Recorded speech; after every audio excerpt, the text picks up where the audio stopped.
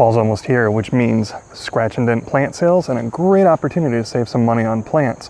But a lot of times that means that these plants can get shoved off in the back of the nursery, kind of like this paniculata hydrangea here that is looking a little bit rough. And that may mean that it's a little bit pot bound or root bound. How do you fix that? We're going to talk about that now. Keep watching.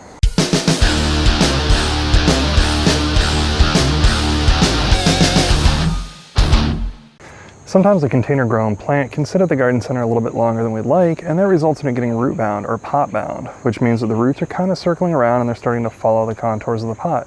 Why do we care? Well, if you think about it, when you got a plant growing, you want the roots to kind of come down and go out and spread all over the soil. If that doesn't happen, in the case of in a container, they just wrap around and around and around, and you end up with something that looks like this. So that's a plant that could potentially not do really well once we get it in the ground.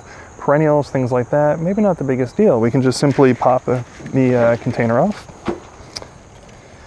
Then go ahead, take a soil knife or a serrated knife, something like that, and just rough them up. With a perennial, that's probably fine, but you can see here, we've got a lot of woody roots that are starting to go up the sides of the pot and go in directions that we don't want, so we have to get a little bit more severe and a little bit more extreme with it.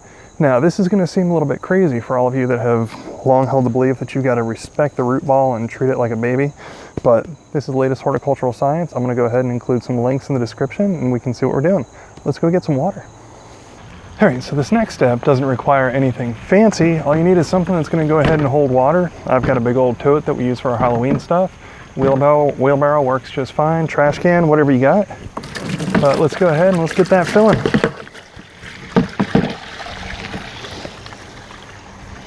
Okay, that should be good enough. So now what we're going to do is we're going to go ahead and we're going to take our plant, and you just want to submerge the entire root ball.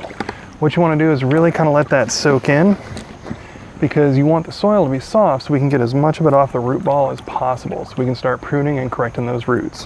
So I'm going to weight this down. We'll come back in a little bit. All right, so we've given this a little bit of time. I'm going to go ahead and take my weight off.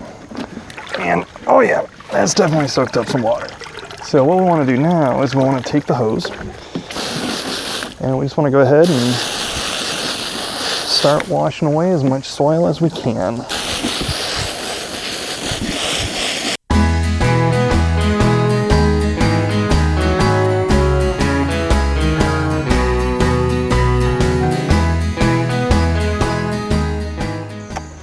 Okay, so I'm guessing a lot of you that are hardcore, like old school plant people are looking at this and you're just going, oh my God, Dave, what have you done?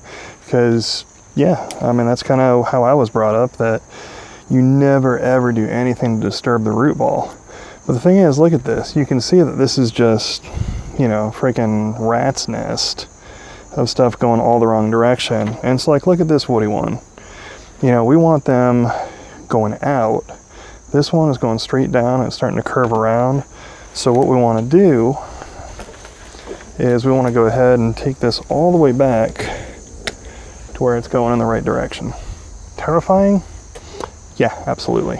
But science says this is the right thing to do.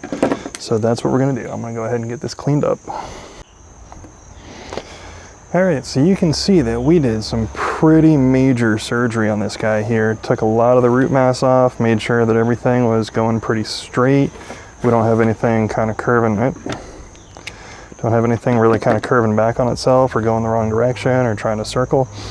And because this is a paniculata hydrangea, I went ahead and I also took some of the weight off the top, cut the blooms off, took some of the stems back, got rid of the dead wood because, you know, obviously it's going to be a little bit tippier with the amount of roots that we've taken off while it's getting established. So anyhow, we're going to go ahead and get this in the ground, and we're going to have a plant that's got a way, way better chance of survival than what it had before. And I think we're going to have a really, really happy, healthy hydrangea paniculata, what is this, limelight? Limelight in my yard. So we'll check it out.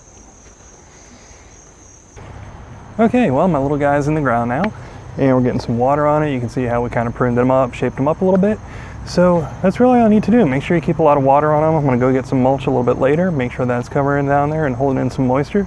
So I hope you found this video useful. If you did, go ahead and give me a thumbs up, go down below, and while you're down there, why don't you go ahead and hit the subscribe button. I'm Dave Marciniak with Revolutionary Gardens. Until next time, get outside and play.